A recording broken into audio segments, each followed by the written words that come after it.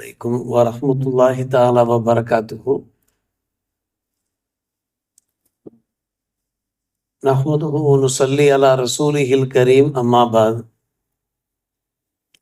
ஃபகத் கால அல்லாஹு தஆலா ஃபி கலாமிஹில் கதீம் வல் ஃபுர்கானில் மஜீத். அஊது பில்லாஹி மினஷ் ஷைத்தானிர் ரஜீம். பிஸ்மில்லாஹிர் ரஹ்மானிர் ரஹீம். இன்னல்லாஹ யஅமுருக்கும் அன் துஅத்துல் அமானாத்தி இலா அஹ்லிஹா. ஆமன்னா பில்லாஹ் ஸதகல்லாஹு மௌலானல் அலியுல் அதீம். அல்லாஹும்ம ஸல்லி அலா சய்யிதினா முஹம்மது திபில் குலூபி வ தவாயிஹா வ ஆஃபியத்துல் அப்தானி வ ஷிஃபாயிஹா வ நூரில் அப்சாரி வ தியாயிஹா வ அலா ஆலிஹி வ ஸஹ்பிஹி வ ஸல்லிம். மிகுந்த மதிப்பிற்கும் மரியாதைக்கும் உரிய பெரியோர்களே, சகோதரர்களே, அல்லாஹ்வின் நல்லடியார்களே, புனிதமான ஷவ்வால் மாதம் அதனுடைய இறுதி ஜும்மா தொழுகையை நிறைவேற்ற குழுமிருக்கிற நமக்கும் நம்முடைய குடும்பத்தினருக்கும் உற்றார் உறவினர்கள் ஊரார் உம்மத்தார் அத்தனை பேருக்கும் அல்லாஹ் எல்லா வகையான ஈருலக பாக்கியங்களையும் தந்தல் புரிவானாக. நோயற்ற வாழ்வையும் குறைவற்ற செல்வத்தையும் அளித்து நம்மிலே உயிரோடு இருப்பவர்கள் இறந்து விட்டவர்களுக்கெல்லாம் நரக விடுதலையை தந்து அனைவரையும் அல்லாஹ் சுமரபதியிலே ஒன்று சேர்ப்பானாக. அஹ்மதுல் முஸ்தபா முஹம்மதுல் முஸ்தபா கண்மணியம் பெருமானார் ரசூலே கரீம் ஸல்லல்லாஹு அலைஹி வஸல்லம் அவர்களை கனவிலும் நனவிலும் கண்டுகளித்து கலந்துரையாடி அவர்களுடைய துஆ பரக்கத்தை பெறுகிற பாக்கியத்தை அல்லாஹ் நம் அனைவருக்கும் அளித்து அருள் புரிவானாக. நிகழ்காலத்திலே பல்வேறுபட்ட பலா முசீபத்துகளிலிருந்து, சோதனைகள் வேதனைகள் இருந்து அல்லாஹ் நமது சமுதாயத்தையும் இந்திய மக்கள், தமிழக மக்கள், உலக மக்கள் யாவரையும் அல்லாஹ் காப்பாற்றுவானாக. ஆமீன் யா ரப்பல் ஆலமீன். அன்பான பெரியோர்களே, ஒரு முக்கியமான காலகட்டத்தில் நாம் இப்போது குழுமி இருக்கிறோம். சவால்கள் நிறைந்த காலகட்டம். நம்முடைய அறிவுக்கு நாம் அதிகமாக வேலை கொடுக்க வேண்டியிருக்கிறது. ஆக்கப்பூர்வமாக நாம் செயல்பட வேண்டியிருக்கிறது. எந்த ஒன்றை நாம் நடைமுறைப்படுத்தினாலும் செயல்படுத்தினாலும் சீர்தூக்கி சிந்தித்து பார்த்து செயல்பட்டால்தான் நம்முடைய காரியங்களிலே வெற்றி கிடைக்கும் என்பதிலே சிந்தித்தும் சந்தேகம் கிடையாது. ஆம் அன்பை சகோதரர்களே, இன்ஷா அல்லாஹ் வருகிற 23ஆம் தேதி வியாழக்கிழமை தமிழகத்தினுடைய அந்த சட்டமன்ற தேர்தல் நடைபெறவிருக்கிறது. வேறு சில மாநிலங்களிலும் நடைபெறவிருக்கிறது. அந்த காலகட்டத்தில் நாம் நம்முடைய ஜனநாயக உரிமையாக இருக்கிற, வாழ்வு உரிமையாக இருக்கிற, ஜீவாதார உரிமையாக இருக்கிற வாக்குரிமையை நாம் செலுத்த தயாராகி கொண்டிருக்கிறோம். இந்த நேரத்திலே நாம் பல விஷயங்களை கவனத்திலே கொள்ள வேண்டியிருக்கிறது. வாக்குரிமையை நிறைவேற்றுவது என்பது அது ஒரு சாதாரணமான ஒரு விஷயம் அல்ல. 5 ஆண்டு காலம் அந்த தேர்தல் நம்முடைய தலைவிதியை நிர்ணயிக்கிறது. அமைதியோடு வாழ, நிம்மதியோடு நாம் நம்முடைய வாழ்க்கையை பயன்படுத்தி கொள்ள இந்த ஜனநாயக தேர்தல் வழிவகுக்கிற காரணத்தினால நம்முடைய வாக்குரிமையை மிக நல்ல முறையில் செலுத்த வேண்டிய அவசியத்திலே நாம் இருந்து கொண்டிருக்கிறோம். அது ஒரு அமானிதமாக இருக்கிறது. அமானிதங்களை நாம் எப்படி உரியவரிடத்திலே ஒப்படைப்பது கடமையோ, அந்த விஷயத்திலே நாம் நம்பிக்கைக்கு பாத்திரமாக இருக்க வேண்டுமோ, அதே போன்றுதான் நாம் வாக்குரிமையை செலுத்துவது என்பதும் அது ஒரு அமானிதம். அல்லாஹ் ரப்புல் ஆலமீன் தன்னுடைய திருமறையில இன்னல்லாஹ யஅமுருக்கும் அன் துஅத்துல் அமானாத்தி இலா அஹ்லி, அமானிதங்களை தகுதி உள்ளவர்களிடத்திலே நீங்கள் நிறைவேற்றுங்கள் என்று நிச்சயமாக அல்லாஹ் ஏவுகிறான். தகுதியை பார்க்க வேண்டும், யோக்கிய அம்சத்தை பார்க்க வேண்டும். யாருக்கு நாம் வாக்கு செலுத்துகின்றோமோ அவர் நம்பிக்கையாளராக இருக்கிறாரா, பொறுப்புணர்வு உடையவராக இருக்கிறாரா, சமுதாய சேவையிலே அக்கறை உள்ளவராக இருக்கிறாரா, நம் சார்பிலே சட்டசபை பிரதிநிதியாக செல்கிற போது நமது தொகுதி மக்களுடைய தேவைகளை முறையாக அவர் எடுத்து சொல்லி அந்த தேவைகளை நிறைவேற்ற பாடுபடுவாரா, உழைப்பாரா என்றெல்லாம் நாம் யோசிக்க வேண்டியிருக்கிறது. அப்போதுதான் நாம் அவரிடத்திலே வழங்கிய அந்த அமானிதத்தை சரியான முறையிலே அவர் செலுத்துவார். அருமை சகோதரர்களே, நாம் நன்மைகளுக்கு பரிந்துரை செய்கிற போது முறையாக நாம் பரிந்துரை செய்தோம் என்றால் நமக்கும் நன்மை இருப்பதாக நாயன் அல்லாஹ் ரப்புல் ஆலமீன் கூறுகிறான். நாம் பரிந்துரை செய்கிறோம், நன்கு யோசிக்க வேண்டும். ஒரு வேட்பாளருக்கு நாம் வாக்கு செலுத்துகிறோம் என்றால் அது ஒரு பரிந்துரை. குர்ஆனிலே பரிந்துரை பற்றி என்ன பேசப்படுகிறது? 4ஆம் அத்தியாயம் 85ஆம் வசனத்திலே, மை யஷ்ஃபல் ஷஃபாஅத்தன் ஹஸனத்தன் யகுல்லஹு நஸீபு மின்ஹா, யார் நன்மைக்கு பரிந்துரை செய்கிறாரோ அவருக்கு நன்மையிலே பங்கு உண்டு. வமை யஷ்ஃபல் ஷஃபாஅத்தன் சய்யிஅத்தன், தீமைக்கு ஒருவர் பரிந்துரை செய்தார் என்றால், சிபாரிசு செய்தார் என்றால் பாவத்திலேயும் அவருக்கு பங்கு உண்டு என்று அல்லாஹ் ரப்புல் ஆலமீன் எச்சரிக்கை செய்கிறான். எனவே அன்பான பெருமக்களே, நாம் அமானிதத்தை முறையாக ஒப்படைக்க வேண்டும் மட்டுமல்ல, நம்முடைய அந்த பரிந்துரை இருக்கிறதே அது மிகவும் கவனமாக, எச்சரிக்கையாக, நன்மையை நாடி நாம் செய்ய வேண்டிய அவசியம் இருக்கிறது. நடைமுறையிலே வேண்டுமானால் அன்பான பெருமக்களே, வாக்குரிமையை செலுத்துவது நம்முடைய அடிப்படை உரிமை என்று சொல்வார்கள். ஆனால் நம்முடைய ஷரியத்தினுடைய பார்வையிலே அதை ஒரு அமானிதமாக நமக்கு விளம்பரப்படுத்தப்படுகிறது, அறிமுகப்படுத்தப்படுகிறது. நம்பி ஒப்படைக்கப்படுகின்ற அந்த அமானிதத்தை நாம் முறையாக பயன்படுத்த வேண்டும். அதில் எந்த ஒரு துஷ்பிரயோகமும் செய்துவிடக்கூடாது. ஒரு அமானிதம் அல்லவா, அந்த அமானிதத்தை நாம் நிறைவேற்றும் போது எப்படி நாம் கவனமாக இருக்க வேண்டும்? நம்முடைய பிள்ளைகள் நம்மிடத்தில் அமானிதமாக ஒப்படைக்கப்பட்டவர்கள். நம்மிடத்தில் சிலர் காசு பணம் கொடுத்து வைத்திருப்பார்கள், அது அமானிதமாக இருக்கும். அதை நாம் துஷ்பிரயோகம் செய்து விடக்கூடாதல்லவா, நம்பிக்கை துரோகம் செய்து விடக்கூடாதல்லவா. அதே போன்றுதான் இது ஒரு அமானிதம். இதில் துஷ்பிரயோகம் செய்யக்கூடாது என்பதை விட அதை முறையாக பயன்படுத்த வேண்டும் என்பதை இஸ்லாமிய சமுதாயம் நன்கு விளங்க வேண்டும். ஒரு பக்கம் பார்க்கிறோம் வாக்குரிமையை செலுத்துவது அமானிதம் என்கிறோம், இன்னொரு பக்கம் பார்க்கிறோம் அன்பு பெருமக்களே, சகோதரர்களே, நாம் அதை ஒரு பரிந்துரை என்று சொல்கிறோம். மூன்றாவதாக நாம் பார்க்கிற போது அது ஒரு வக்காலத். திருமண மஜ்லிஸிலே வக்காலத்து ஒப்படைப்பார்கள் அல்லவா, அதாவது மணமக்கள் சார்பிலே மணமக்கள் அவர்களுடைய தந்தைமார்களிடத்திலே வக்காலத்து ஒப்படைத்திருப்பார்கள். தந்தைமார்கள் ஹத்தீபுகளாக இருக்கக்கூடியவர்கள், ஈஜாப் கபூர் சொல்லிக் கொடுக்கிற அந்த ஹத்தீபுகளாக இருக்கக்கூடியவர்களே வக்கீலாக ஆக்கியிருப்பார்கள். இதுதான் வக்காலத்து. இதுவும் கூட ஒரு வக்காலத்து தான். நாம் சட்டமன்ற உறுப்பினர்களை நாம் தேர்வு செய்கின்றோமே, அந்த தேர்வாளர்கள் இருக்கிறார்களே, தேர்ந்தெடுக்கப்பட்டவர்கள் பிரதிநிதிகள் இருக்கிறார்களே, அவர்கள் நம் சார்பிலே பொறுப்பேற்கிறார்கள். என்ன பொறுப்பு இருக்கிறார்கள்? சமூக பிரச்சனைகளை தீர்த்து வைக்க அவர்கள் பொறுப்பேற்கிறார்கள். அவரவருடைய தொகுதிக்கு என்னென்ன தேவைகள் இருக்கிறதோ அந்த தேவைகளை சரி செய்வதற்கு அவர்கள் பொறுப்பேற்கிறார்கள். அதே போன்று தேர்தல் சந்தர்ப்பத்திலே பல்வேறுபட்ட வாக்குறுதிகளை வழங்கியிருப்பார்கள், அள்ளி வீசியிருப்பார்கள். அந்த வாக்குறுதிகளை நிறைவேற்றுவதற்காக வேண்டி அவர்கள் பிரயத்தனம் எடுத்துக்கொள்வார்கள். அப்படியானால் அவர்கள் நாம் ஒரு வக்கீலாக ஆக்குகிறோம்.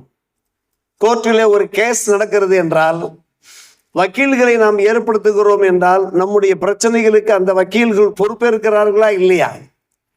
அந்த பிரச்சனை தீர்த்து வைப்பதற்கு, முடித்து வைப்பதற்கு, அதை சுமூகமாக நிறைவேற்றுவதற்கு அவர்கள் பொறுப்பேற்கிறார்களா இல்லையா? அதே போன்றுதான் நாம் சட்டமன்ற உறுப்பினர்களாக தேர்வு செய்கின்றோமே, அவர்கள் ஒரு வக்கீல்களாக செயல்படுவார்கள். அன்பான பெருமக்களே, சட்டசபை சென்றதற்கு பின்னாலே அப்படியானால் நாம் தேர்ந்தெடுக்கிற போது எப்படிப்பட்ட வக்கீல்களை நாம் தேர்ந்தெடுக்க வேண்டும், எப்படிப்பட்ட உறுப்பினர்கள் வேட்பாளர்கள் நாம் தேர்ந்தெடுக்க வேண்டும்? யோசியுங்கள் அருமை சகோதரர்களே. வரலாற்றிலே பார்க்கிறோம், குர்ஆனிலே நாம் பார்க்கிறோம். அதில் ஷுவைப் அலைஹிஸ்ஸலாத்து வஸ்ஸலாம் அவர்களுடைய மருமகனார் தான் மூசா அலைஹிஸ்ஸலாத்து வஸ்ஸலாம். மூசா அலைஹிஸ்ஸலாத்தினுடைய அந்த நீண்ட நெடிய வரலாற்றிலே ஒரு பகுதி. மூசா அலைஹிஸ்ஸலாம் ஒரு இடத்திற்கு செல்கிறார்கள். இங்கே மக்கள் ஒரு நீர் தடாகத்திலிருந்து, கிணற்று பகுதியிலிருந்து தண்ணீர் எடுத்து தங்களுடைய கால்நடைகளுக்கு போட்டுகிறார்கள். 2 பெண்கள் தனியாக தவித்து நிற்கிறார்கள். ஏனம்மா நீங்கள் நிற்கிறீர்கள் என்று கேட்கிற போது இவர்கள் எல்லோரும் தங்களுடைய கால்நடைகளுக்கு தண்ணீர் புகட்டியதற்கு பின்புதான் நாங்கள் தண்ணீர் எடுத்து புகட்ட முடியும் என்று சொல்லும் போது அவர்களுக்கு உதவுகிறார்கள் மூசா அலைஹிஸ்ஸலாம் அவர்கள். அவர்கள் கொண்டு வந்த அந்த கால்நடைகளுக்கு மூசா அலைஹிஸ்ஸலாம் அவர்களே பொறுப்பெடுத்து தண்ணீர் புகட்டுகிறார்கள். அந்த பெண்மணிகள் சந்தோஷப்பட்டு தம்முடைய வீட்டிற்கு திரும்பி விடுகிறார்கள். மூசா அலைஹிஸ்ஸலாம் அவர்கள் இந்த சம்பவத்திற்கு பின்னாலே ஒரு மரத்தினடியில வந்து அமர்ந்து, ரப்பி லிமா அன்சல்த இலைய மின் கைரின் ஃபக்கீர், யா அல்லாஹ், எனக்கு நீ எந்த நலவுகளை எல்லாம் தருவாயோ, எதிலே நலவு இருக்கிறதோ அதன் பக்கம் நான் தேவையுள்ளவனாக இருக்கிறேன் என்று தங்களுடைய மனக்கிடக்கையை அல்லாஹ்விடத்தில் எடுத்து சொல்லியவாறு இருக்கிற போது இந்த பெண்கள் தங்களுடைய தந்தை ஷுவைப் அலைஹிஸ்ஸலாத்து வஸ்ஸலாம் இடத்திலே செல்கிறார்கள். சென்று சொல்லுகிறார்கள், அன்பான பெருமக்களே, கானத் இஹ்தாமா, குர்ஆன் ஷரீஃபிலே வருகிறது, யா அபத்தி, எனது அருமை தந்தையே, இஸ்தாஜிருஹு, எங்களுக்கு யார் நல்லுதவி செய்தாரோ நீங்கள் என்ன செய்யுங்கள், அவரை உங்களுக்கு ஒரு பணியாளாக நீங்கள் அமர்த்தி கொள்ளுங்கள். பல்வேறுபட்ட பணிகள் இருக்கின்றன, அந்த பணிகளை அவரை அமர்த்துங்கள். காரணம், இன்ன கைர மனிஸ்தஜர்த அல் கவியுல் அமீன், நீங்கள் யாரை பணிகளை அமர்த்த போகிறீர்களோ அவர் வலிமை மிக்கவராக இருக்கிறார், மட்டுமல்ல நம்பிக்கைக்கு உரியவராக இருக்கிறார் என்று அந்த 2 பெண்களில் ஒருவர் கூறுகிறார்கள். சற்று யோசிக்க வேண்டும், இந்த வார்த்தைகளை கவனிக்க வேண்டும் அருமை சகோதரர்களே.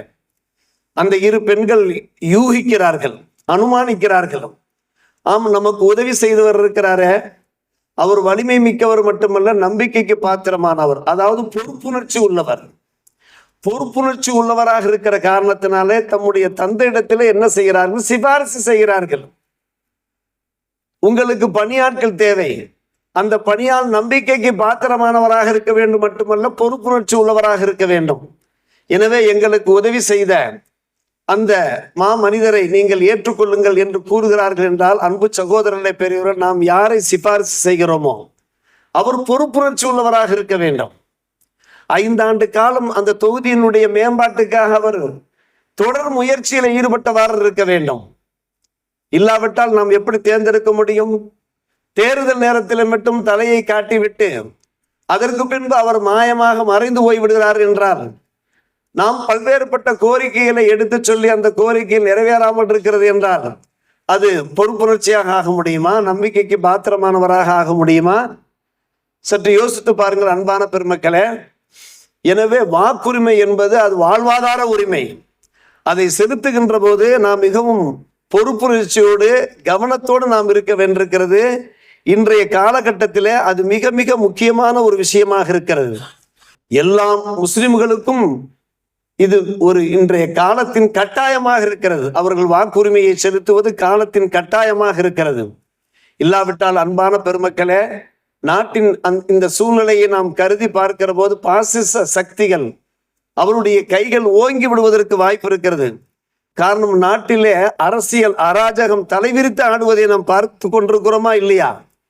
பாசிச சக்திகள் தங்களுடைய கை ஓங்குவதற்காக வேண்டி மிகப்பெரிய சூழ்ச்சியிலே ஈடுபட்டவாறு இருக்கிறார்கள். தவறான பல்வேறுபட்ட வழிகளை அவர்கள் கையாண்டு கொண்டிருக்கிற போது இன்னும் நாம் ஏமாளிகளாக எப்படி இருக்க முடியும்? சோனகிரிகளாக எப்படி இருக்க முடியும்? சற்று யோசியுங்கள் அன்பான பெருமக்களே. எனவே நாம் தேர்தலிலே வாக்குரிமை செலுத்துகிறோம் என்றால் ஒரு பக்கம் அது அமானிதம், மறுபக்கம் அது ஷஃபாத், அது பரிந்துரை. அது ஒரு பரிந்துரையாக இருக்கிறது. அதே போன்று அது ஒரு ஷஹாதத்தாக இருக்கிறது. ஷஹாதத் என்றால் சாட்சி பகர்வது என்பது பொருளாகும். நம்முடைய கைகளில் வாக்காளர் அட்டை கொடுக்கப்படுகிறது அல்லவா? அந்த வாக்காளர் அட்டை ஏன் கொடுக்கப்படுகிறது என்று கேட்டால் அது ஒரு அழைப்பு. நமக்கு அழைப்பு விடுக்கப்படுகிறது. நீங்கள் இந்த சட்டமன்ற தேர்தலிலே சாட்சி சொல்ல வாருங்கள். எதற்கு சாட்சி சொல்ல வருகிறீர்கள் என்றால், இந்த தேர்தலிலே தகுதிமிக்க வேட்பாளர் யார் என்பதற்கு நீங்கள் சாட்சி சொல்லுங்கள். அது சாட்சி சொல்வதாக இருக்கிறது. அந்த வாக்காளர் அட்டையினுடைய கருத்தே அதுதான். அன்பான பெருமக்களே, அப்படியானால் நாம் என்ன செய்ய வேண்டும்? யாருக்காக நாம் சாட்சி சொல்கிறோமோ நம்பிக்கையாளருக்குத்தானே நாம் சாட்சி சொல்ல வேண்டும். யார் இந்த வேட்பாளர் தகுதி படைத்தவராக இருக்கிறாரோ, நம்முடைய தேவைகளை சட்டசபையிலே சென்று அழகான முறையிலே, இனிய முறையிலே, பக்குவமான முறையிலே, நேர்த்தியான முறையிலே எடுத்து சொல்வாரோ அவருக்குத்தானே நாம் சாட்சி சொல்ல முடியும். யாரை வேண்டாலும் நாம் சாட்சியாளராக ஆக்க முடியுமா? ஒரு கல்யாண மேடையில சாகிதிகளை நாம் ஏற்படுத்துகிறோம் என்றால் யாரை வேண்டுமானாலும் நாம் சாகிதிகளாக ஏற்படுத்தி விட முடியுமா? தகுதி மிக்கவர் யார் என்றுதான் நாம் பார்ப்போமா இல்லையா? அருமை சகோதரர்களே, அப்படியானால் இதில் ஒரு முக்கியமான விஷயம் என்னவென்று கேட்டால், நம்முடைய வீடுகளிலே அத்தனை பேரும் வாக்குரிமையை செலுத்த வேண்டும். ஒருவர் கூட ஓட்டளிக்காமல் இருந்து விடக்கூடாது. யாருக்கெல்லாம் அந்த வாக்குரிமை இருக்கிறது, 18 வயது கடந்தவர், எல்லாரையும் என்ன செய்ய வேண்டும்? அன்பான பெருமக்களே, பூத்துக்கு அழைத்து வர வேண்டும். வீட்டிலே பெண்கள், பாலிகான பெண்மணிகள் இருப்பார்கள், அவர்களுக்கும் நாம் சொல்ல வேண்டும். ஆண்கள் பெண்கள் அத்தனை பேருக்கும் சொல்ல வேண்டும். குரான் ஷரீஃபிலே சூரால் பக்கராவிலே 282 வசனத்திலே அல்லாஹ் கூறும்போது வலா யஅப ஷுஹதா இதா மா துஉ என்கிறான். சாட்சியாளர்கள் சாட்சி சொல்ல அழைக்கப்பட்டால் அதிலிருந்து அவர்கள் பின்தங்கி விட வேண்டாம், மறுத்து விட வேண்டாம், அதில் ஒதுங்கி இருக்க வேண்டாம் என்று அல்லாஹ் சொல்லுகிறான். சாட்சி பகருகின்ற அந்த அவசியம் வருகிற போது அன்பான பெருமக்களே, கண்டிப்பாக வந்துவிட வேண்டும். எந்த ஒரு காரணத்தையும் சொல்லி சால்ஜாப் சொல்லி வராமல் இருந்து விடக்கூடாது. அலட்சியமாக இருந்தால் அதனுடைய விளைவு என்ன என்பதை நாம் பார்த்து கொண்டே இருக்கிறோமா இல்லையா? வடநாடுகளில் என்ன நடக்கிறது?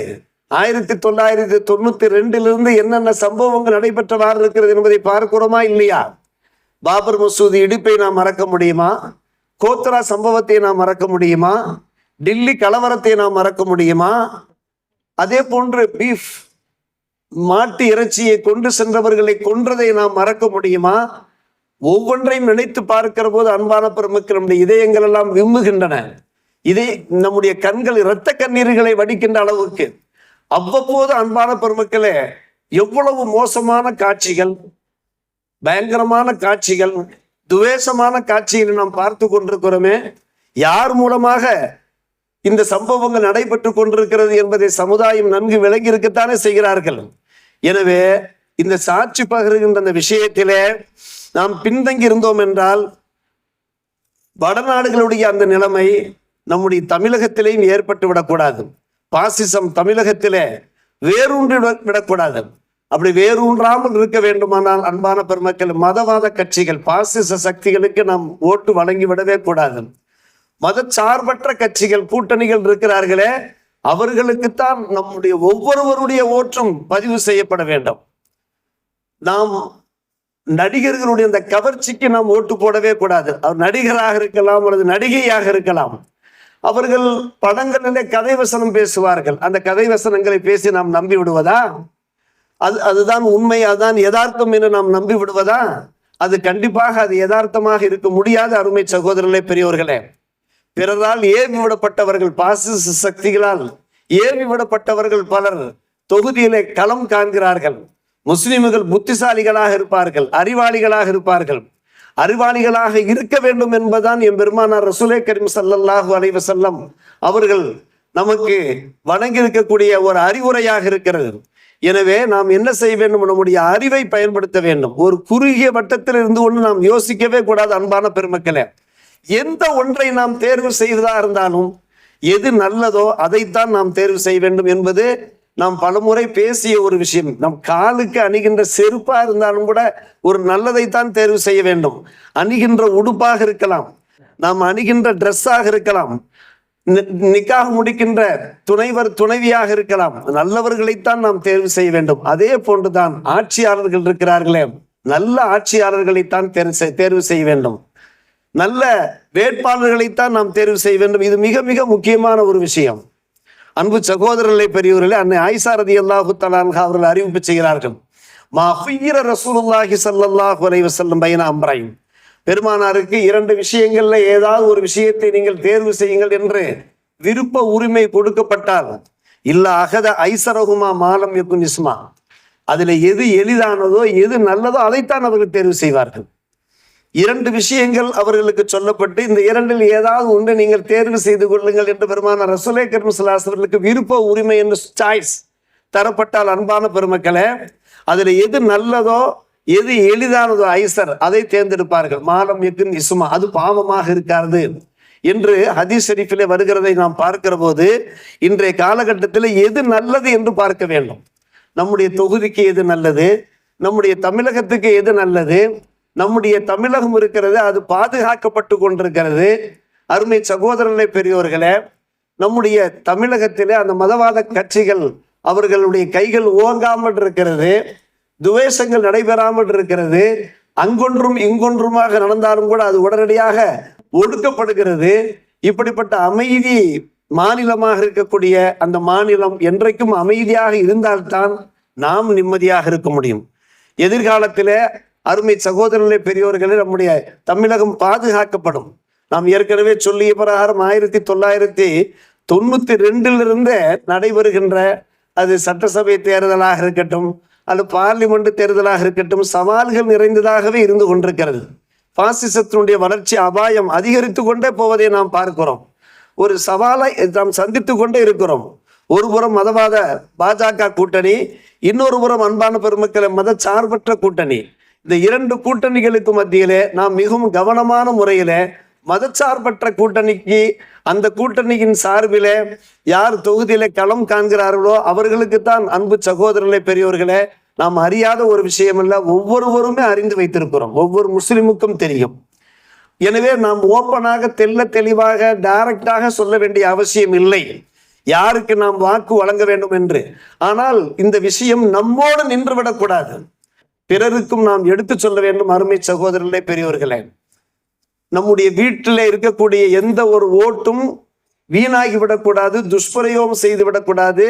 நம்முடைய வீட்டில் இருக்கக்கூடிய இளைஞர்கள், நம்முடைய வீட்டில் இருக்கக்கூடிய பெண் மக்கள் இருக்கிறார்களே, அத்தனை பேருக்கும் நாம் தான் பொறுப்புதாரிகளாக இருக்கிறோம். அவர்களுக்கு நாம் எடுத்து சொல்ல வேண்டிய ஒரு கடமை இருக்கிறது. இன்னாருக்குத்தான் நீங்கள் என்ன செய்ய வேண்டும், வாக்களிக்க வேண்டும் என்று எடுத்து சொல்ல வேண்டிய புதிய புதிய கட்சிகள் உருவாகி கொண்டிருக்கின்றனவே, அந்த கட்சிகளுக்கெல்லாம் நாம் வாக்களிக்க கூடாது. மாறாக மதச்சார்பற்ற அந்த கட்சிகள் இருக்கிறார்களே, கூட்டணி இருக்கிறார்களே, அவர்களுக்குத்தான். இன்றைய நிலைமையை நாம் பார்க்கிறோம். அன்பான பெருமக்களே, சிறப்பு அந்த வாக்காளர் சீர்திருத்த சட்டம் என்று கொண்டு வந்தார்கள் அல்லவா, எத்தனை லட்சம் பேர் அதிலே தள்ளுபடியாக இருக்கிறார்கள் யோசித்து பார்க்கிறோம். அருமை சகோதரர்களே, பெரியோர்களே, கடந்த 23/2/2025 அந்த ஆண்டினுடைய நிலவரப்படி தமிழ்நாட்டிலே வாக்காளர்களுடைய எண்ணிக்கை 5,67,07,380 பேர் இருந்தார்கள். இன்னும் போனால் சற்று விரிவாக சொல்வதானால் புள்ளி விவரம் கூறுகிறது. சிறப்பு அந்த தீவிர வாக்காளர் திருத்த சட்டம் வந்ததல்லவா, அதற்கு முன்பே 6,14,14,584 வாக்காளர்கள் இருந்தார்கள். ஆனால் எப்போது அந்த சிறப்பு தீவிர வாக்காளர் சீர்திருத்த அந்த சட்டம் வந்ததோ அதற்கு பின்னாலே கிட்டத்தட்ட 74 லட்சம் பேர், 74,07,207 பேர் குறைந்து விட்டார்கள். அன்பான பெருமக்களே, இப்போது அவர்களெல்லாம் வாக்களிக்கவே முடியாது, அவர்கள் தள்ளுபடி செய்யப்பட்டு விட்டார்கள். முந்தைய அந்த வாக்காளர் பட்டியலில் கிட்டத்தட்ட 12% தள்ளுபடியாக ஆகிவிட்டது. இதற்கு பின்னால் இருக்கக்கூடிய சூழ்ச்சி என்ன, தந்திரம் என்ன, அபாயம் என்ன என்பதை யோசிக்க வேண்டுமே. அருமை சகோதரர்களே, பெரியோர்களே, முஸ்லிம்கள் மட்டும் பாதுகாக்கப்படுவதல்ல, தமிழகத்து மக்கள் பாதுகாக்கப்பட வேண்டும். அத்தனை மக்களும் பாதுகாக்கப்பட வேண்டும். தமிழகத்து மக்கள் மட்டுமல்ல, இந்திய மக்கள் யாவரும் பாதுகாக்கப்பட வேண்டும். பாசிச சக்திகள் அவர்களுடைய பார்க்கின்ற சில மாநிலங்களிலே அவர்கள் காமன் சிவில் கோட், பொது சிவில் சட்டத்தை நடைமுறைப்படுத்துவதற்கு அவர்கள் துணிந்து விட்டார்கள் என்றால் அருமை சகோதரர்களே, வெகு சீக்கிரத்துல அந்த அந்த அபாயம் வந்து விடுவதற்கு வாய்ப்பு இருக்கிறது. நாம் சோனகிரிகளாக இருந்தோம் என்றால், சோம்பேறிகளாக இருந்தோம் என்றால், அலட்சியமாக நாம் இருந்தோம் என்றால், எனவே இந்த காலகட்டத்தில் ஒவ்வொருவரும் உஷாராக இருக்க வேண்டியிருக்கிறது, விழிப்புணர்ச்சியுடன் இருக்க வேண்டியிருக்கிறது. எனவே பேரன்போடு நாம் கேட்டுக்கொள்கிறோம், வாக்குரிமை செலுத்துவது என்பது அது நம்முடைய ஒரு ஜனநாயக உரிமையாக இருக்கிறது. அந்த உரிமையிலிருந்து நாம் பின்தங்கி விடக்கூடாது. மட்டுமல்ல, நம்முடைய இஸ்லாமிய மார்க்கத்தினுடைய பார்வையில அது ஒரு அமானிதமாக இருக்கிறது, அது ஒரு ஷஹாதத், அது ஒரு பரிந்துரையாக இருக்கிறது. அதே போன்று அது ஒரு வக்காலத். நாம் நம்முடைய அந்த தொகுதி வேட்பாளர்களை ஒரு வக்கீல்களாக நாம் நியமனம் பண்ணி அனுப்புகின்றோம். இப்படி பல்வேறுபட்ட விஷயங்கள் இருக்கிற காரணத்தினாலே நம்முடைய இந்த இஸ்லாமிய சரியத்துடைய பார்வையில இந்த கடமைகளை நாம் செவ்வன நிறைவேற்ற வேண்டும். அப்போதுதான் தமிழகம் அமைதியாக இருக்கும். மட்டுமல்ல, அன்பான பெருமக்களே, நாம் சரியத்துடைய இந்த சட்டத்திட்டங்களை நாம் நடைமுறைப்படுத்தி அந்த நன்மையை பெற முடியும் என்பதை நம்முடைய சமூகத்திலே தெரிவித்த வண்ணம் வல்ல அல்லாஹ் ஒரு சிறந்த ஆட்சியாளர்களை, நீதி நேர்மை மிக்க ஆட்சியாளர்களை, தமிழக மக்கள் அத்தனை பேருடைய அந்த உரிமைகளை நிறைவேற்றக்கூடிய, தேவைகளை நிறைவேற்றக்கூடிய ஆட்சியாளர்களை ஏற்படுத்தி தந்தர் புரிவானாக நாம் பிரார்த்திப்பதோடு, தாங்கள் எல்லோரும் அல்லாஹ்வுடைய துவா செய்தவாறு இருக்க வேண்டும். அருமை சகோதரர்களே, தேர்தல் நடந்து முடிந்ததற்கு பின்னாலே அதனுடைய அந்த ரிசல்ட் வருகின்ற அந்த காலகட்டம் வரை, யா அல்லாஹ், நீ இந்த சமுதாயத்தை, தமிழகத்தை பாதுகாப்பாயாக, தீயவர்களிடமிருந்து, கெட்ட ஆட்சியாளரிடமிருந்து, மோசமான ஆட்சியாளரிடமிருந்து பாதுகாப்பாயாக என்று துவா கேட்க வேண்டிய அவசியம் இருக்கிறது. வல்ல அல்லாஹ் நம்முடைய துவாக்களை கபூல் செய்து பொருந்து கொள்வானாக. வாஹிர் தாவானா அல்ஹம்துலில்லாஹி ரப்பில் ஆலமீன்.